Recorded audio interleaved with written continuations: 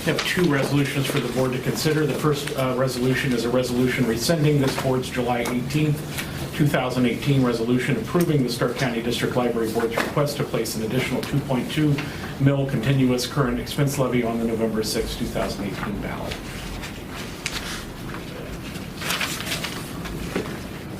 I make a motion that we approve a resolution rescinding this board's July 18, 2018 resolution approving the Stark County District Library Board's request to place an additional 2.2 million continuous current expense levy on November 6, 2018 ballot.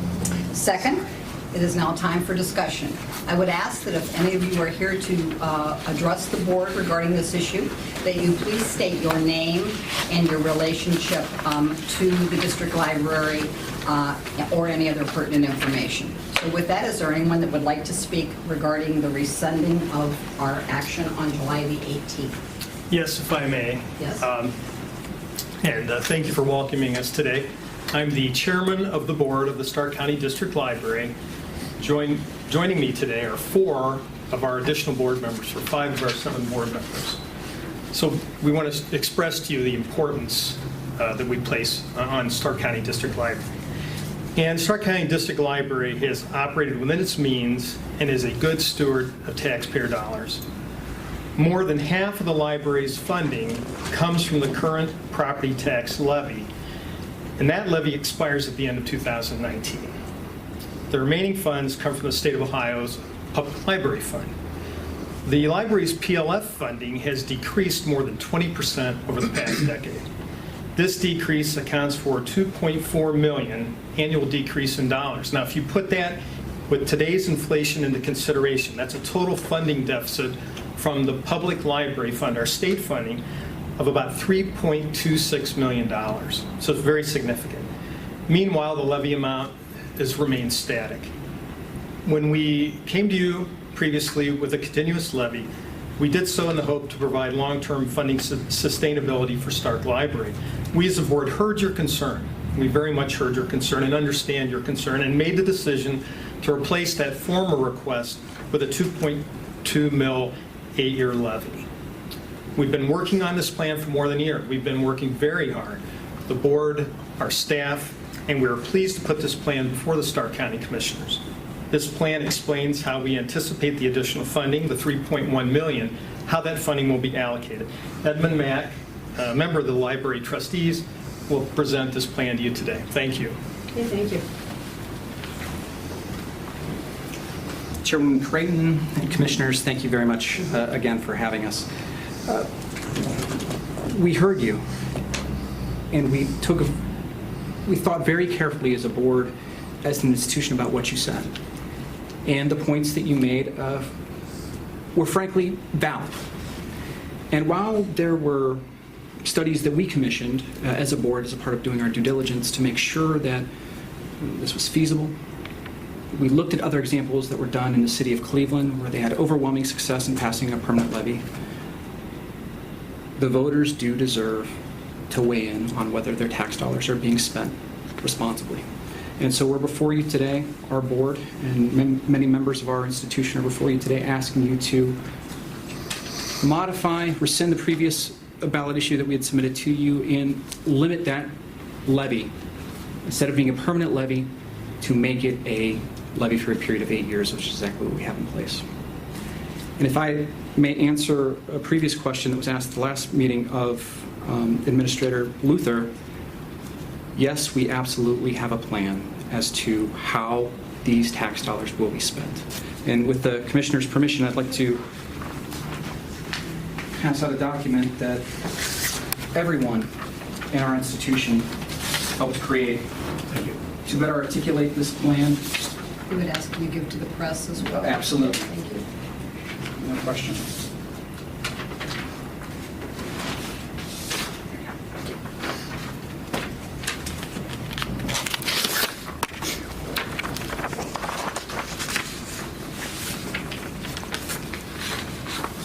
And so we see on this document that the library prepared, right at the top, it describes exactly in more detail what our chairman, Mr. Pittman, just explained, and what Deputy Director McFadden touched on at the last meeting.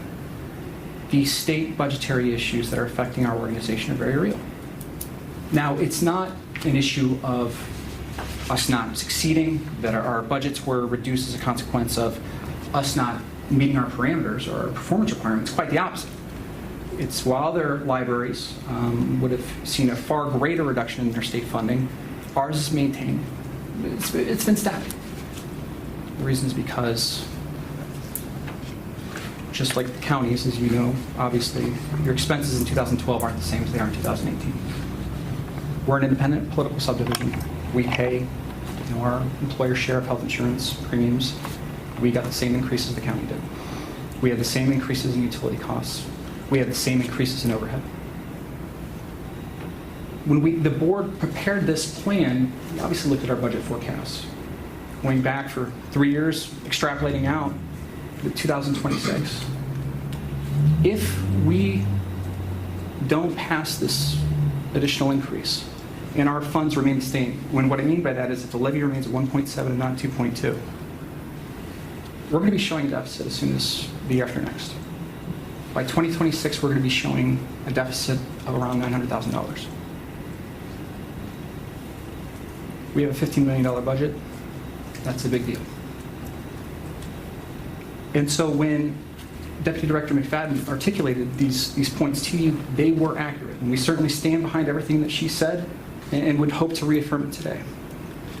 But one thing that we do want to spend a little bit of time on with the Commissioner's indulgence as to where the money's going beyond that. This isn't a status quo levy. This isn't a stand-in-place endeavor that we're embarking on. I can tell you that the members of this board would not be probably serving at all if we felt that the direction of the library was just standing still. And that makes a difference in terms of our state funding. Unique to certainly any political or governmental involvement that I'm familiar with, if we don't succeed, our funds are cut.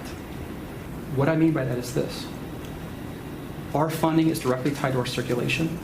Our funding is directly tied to how many people come in the door.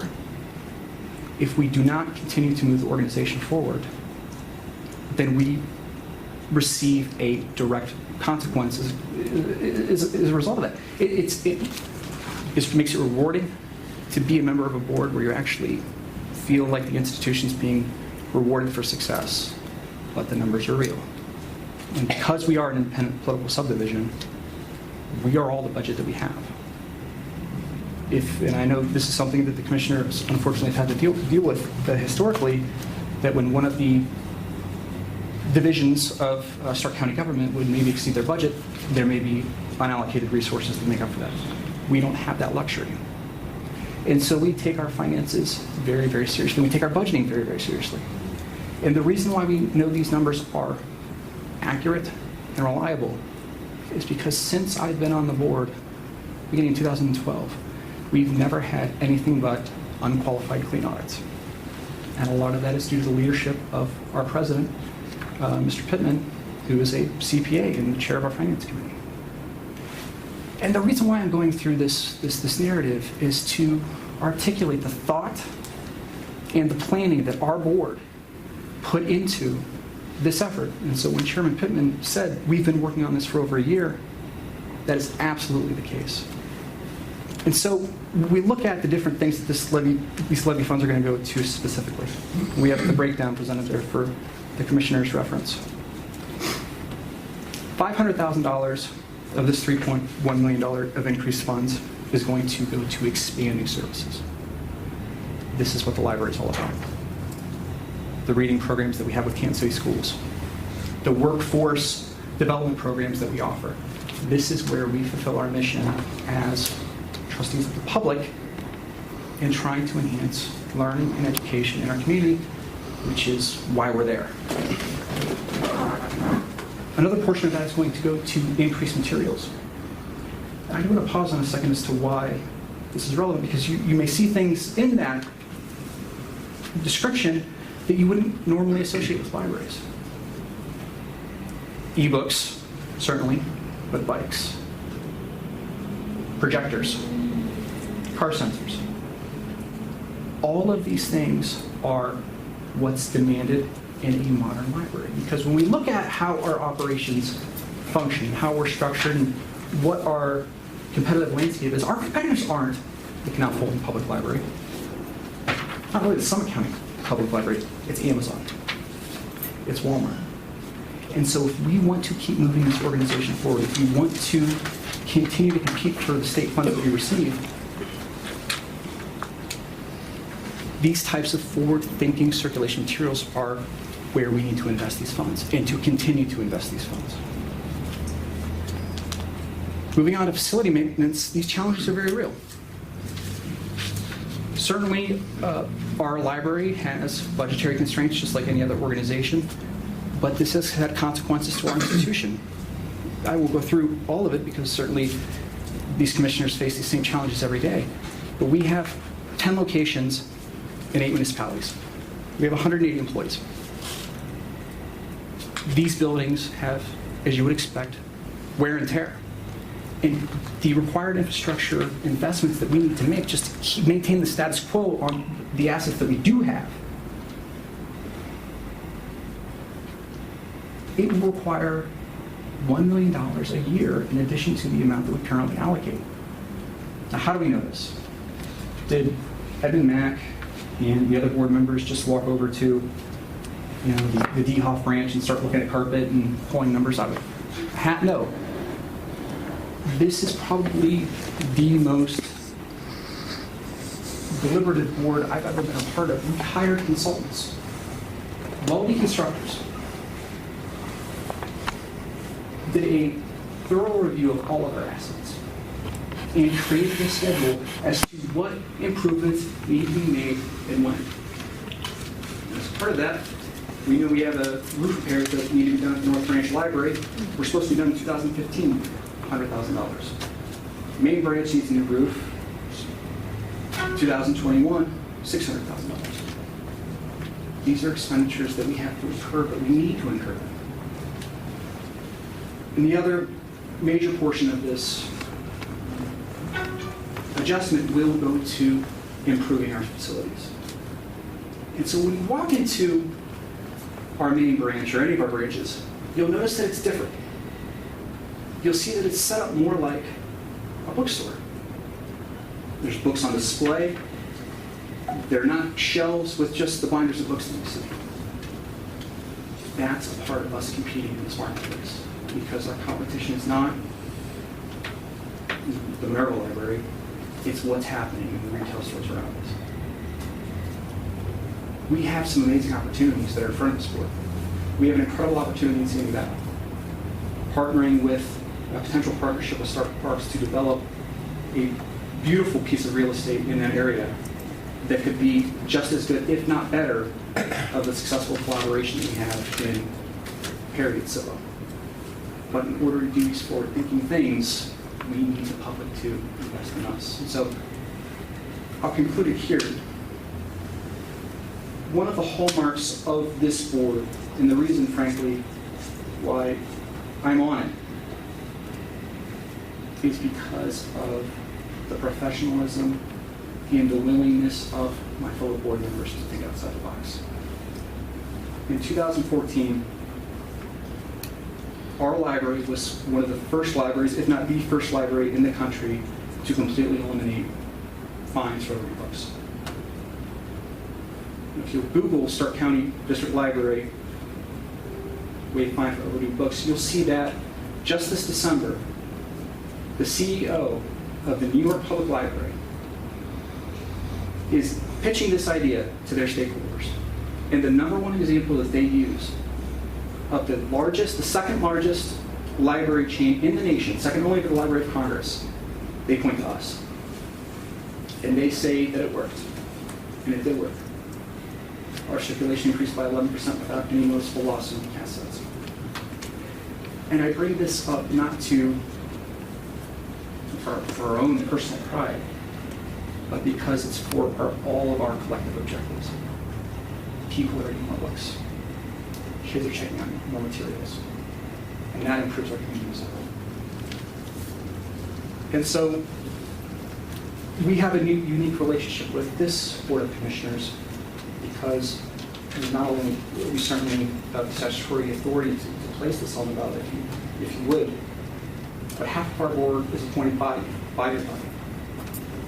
And so we take what you think very seriously because we do feel that what we do is, to some measure, a reflection on your own work.